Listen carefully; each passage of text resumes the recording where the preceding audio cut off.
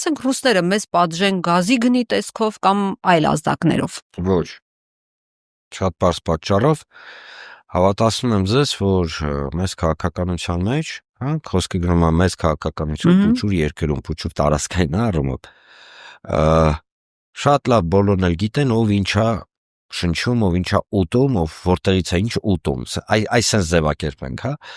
ամենայն հարգանքով բոլոր, նույնիսկ իմ քաղաքական բոլոր օպոնենտներին, ես ոչ մի պարագայում իրանց նկատի չունեմ։ Միանգամից ես ընդգծեմ, որովհետև չի կարելի անցնել կոռեկտության գիծը եւ ես դա չեմ անցնում։ Դրա հետ մեկտեղ պետք է հասկանալ, որ շատ լավ գիտեն ովքեր էին։ Այդ 13.5 հոգի մարդը, որ տենց վեր նստում երկու ավտոյով գնում են այս կողմից, այն կողմից, շո բաներ էին խոսում, պարզա, որ իրենք ունեն իրենց տեսլական ըստ էության, ըստ երևույթի, գիտենք, որ իրանց մեջ կային մարդիկ, ովքեր շատ երկար ժամանակ USAID-ից սնվում էին, տենց